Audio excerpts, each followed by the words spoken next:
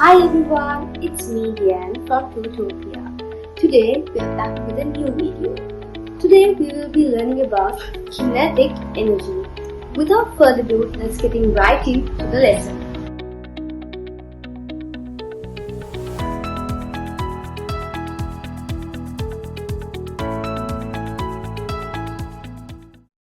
Hi everyone, this is Nusra, the science tutor at Tutopiya. During this video, we are going to investigate about kinetic energy and potential energy. Let's have a look at the definitions. So, the potential energy is the energy that has been stored in an object due to its position, while the kinetic energy is the energy that an object has while it's moving. So, kinetic energy can be found in an object when it is moving. If that object is in rest due to its position, the kinetic energy will be stored as potential energy. So potential energy can be converted into kinetic energy, and kinetic energy can be converted into potential energy. When we look about the kinetic energy in more depth, kinetic energy is the energy of motion, as we already said, and the formula for kinetic energy will be half mv squared. And here in this formula, m stands for the mass, v stands for the velocity. So we know that kinetic energy is proportional to the mass. Meantime, the kinetic energy also is proportional to the velocity. And because of this, the faster an object moves, the more kinetic energy it has. Because when the velocity increases, the kinetic energy increases. Okay, the more mass an object has, the more kinetic energy it has. That's again is the same thing because the kinetic energy it is proportional to the mass. All right, we have got a question. Kinetic energy. Okay. According to this equation, what affects kinetic energy more? Is it the mass or the velocity? All right, let's investigate about this question in a clear way, in a clear manner. First, let's check about the mass. And this time, let's keep our velocity to be constant, maybe 3 meter per second. 3 meter per second. But I am going to now double our mass. In this case, let's say it's 2 kilogram, but here it is 4 kilogram. Now let's try finding the kinetic energy in both instances. Here it will be mv squared, that is half mv squared. Half mv squared. This one simply it's half into 2 kg into 3 meter per second squared. And here it's half into 4 kg into 3 squared. So solving this gives me 9 joules. Remember the unit of energy is joules. Whatever the energy, it can be the kinetic energy or maybe the potential energy, chemical energy, or maybe the thermal energy, whatsoever it is, whatever the form of the energy, the unit still will be joules. And it is written using capital J. And over here, the answer is 18 joule. So yes, of course, when we are increasing the mass, the kinetic energy increases, but it is doubled. It is doubled. Let's now investigate about the velocity. And this time we are going to keep our mass a constant value. The mass is going to be constant this time. So let's say the velocity here is 3 meter per second and the velocity here is 6 meter per second. And the mass is 2 kilogram. Here it is 2 kilogram. Now, kinetic energy is half into mv squared. It's here half into mv squared. It is 2 into 3 squared. This is 2 into 6 squared. The answer here is 9, but the answer here is 36 joules, which is 4 times greater than the initial kinetic energy. So, which factor is it, the mass or the velocity, that affects the kinetic energy more? It is obviously the velocity, right?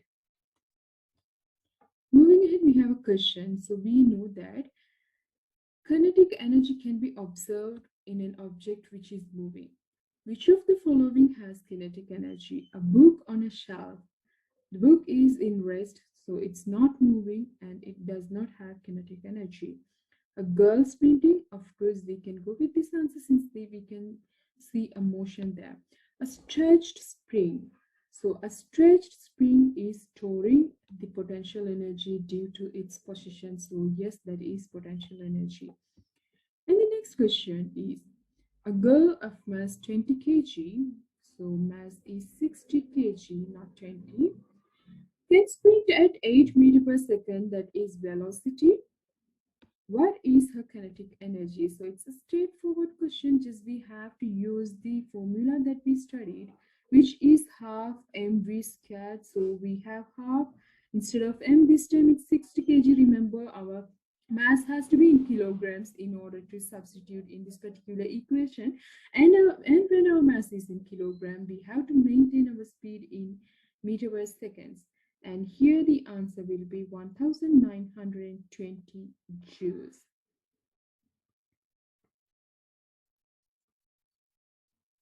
A car of mass 1000 and 1500 kilogram. It has a steady speed, has a kinetic energy of 200 kilojoule. Okay, this time the kinetic energy is given, but remember it is in kilojoules. If we are converting this into joules, it will be equal to this particular amount. And what is the speed of the car? So kinetic energy simply is half mv squared, and this time we have got this amount, which is this, and half is here, mass is here, so velocity squared. V squared will be times 2 divided by 1500. So here the answer becomes 266.66. Still, we didn't find out the velocity. What we have found out so far is the v squared. So we have to find the velocity by getting the square root of this, and the square root of this amount is equal to 16.3. Remember, what we are finding over here is the velocity, or maybe the speed. In that case, the unit has to be meter per second. And yes, we have the option, the answer here. A mass of 40 kg and mass of 80 kg. So we have got two objects this time. Both are having different masses. And if air resistance is ignored, which would hit the ground first? This is really easy. We know that the kinetic energy is proportional to the mass. So greater the mass, greater the kinetic energy. The object with 80 kilogram mass is going to have a greater kinetic energy. And now we are finally moving to the formula of potential energy. Gravitational potential energy is equal to mgh, where m stands for the mass, g stands for the gravity, and h stands for the height. And we know the gravity of Earth is approximately 10 meter per second square, and the accurate amount is 9.8 meter per second square. Depending on the question, we can use these one of the values from these both values. So approximated amount is 10 and actual, the exact amount is 9.8. Where does a car on a hill have the most potential energy? mgh is the potential energy, gravitational potential energy in other words. So potential energy, again, it is proportional to mass, same like kinetic energy. Also potential energy is proportional to the height. So, so greater the height, greater the potential energy. When the car is on the top of the hill, the height is greater. So in this position, the potential energy will be greater. What is the gravitational potential energy of 1 kilogram ball? So this time the mass is 1 kilogram and the height is 2 meters. Okay, now we know that the potential energy is mgh. substituting the values, 1 kilogram, so 1, and for the gravity, that this is 10 and h is 2, so we have to get the answer 20 joules, and the close answer for this is 19.6. And let's see why we do get 19.6. So this is the approximated amount of gravity. If we are using the actual amount, the potential energy will be mgh. M is 1 kilogram, gravity is 9.8, and height is 2. So yes, here we do get the same answer, which is 19.6 joules. If a 2 kilogram rock, now the mass is given, it has the potential energy of 196 joules, and how height is it in? All right. So the question is, there is an object in a particular height. Let's say this is that object, and the mass of that object is 2 kg, and the potential energy that it is storing is 196 joules. Our question is to find out the height from the sea level of this object. Directly substituting it as we were using to do this. So potential energy equal m into g into h. We are going to use 9.8 for our gravity. This is 196 joules. Mass is 2 kilogram. Gravity is 9.8 meter per second square. And h is what we have to find.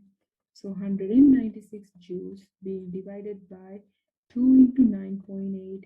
The answer is exactly 10. Remember the height, so unit will be meters.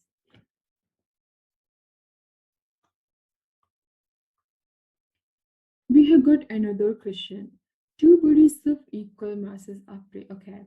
So this question tells that we have two identical objects, but the height is h and 2h.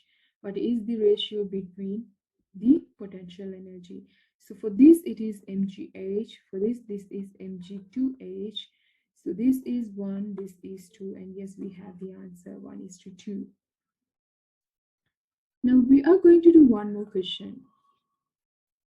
And the question tells us we have two objects in the same height. Let's say the height is 8 meter, and the mass of the first object is 4 kilogram, and this mass of the second object is unknown. Let's say it's m. And the question tells the potential energy of the first object, or let's say this is object A and this is object B. The potential energy of object B is this many times lesser than the potential energy of object A. Question is to find the mass of object B. How do we do that? The first thing that we can do is we can find out the potential energy of object A, which is simply mgh. So m is 4 kilogram, height is 8 meters, and gravity is 9.8. This time let's go with the approximated value, and over here the potential energy will be 32 joules.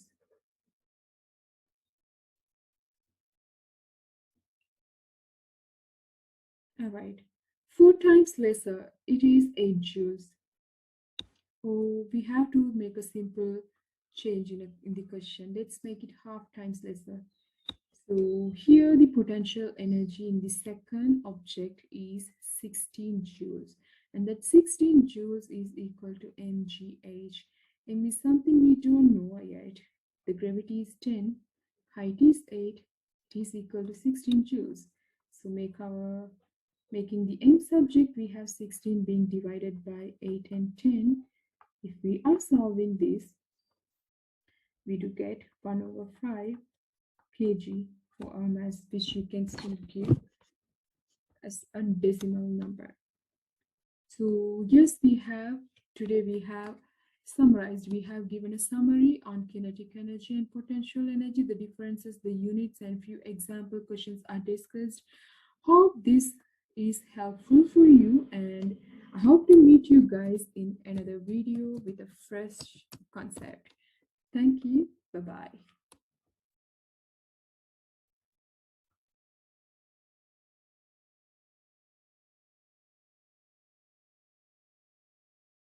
Thank you for watching this video. If you have not subscribed yet, make sure to do so and turn the post notification bell on to be notified whenever we upload a new video. Thank you for watching and have a great day. Bye.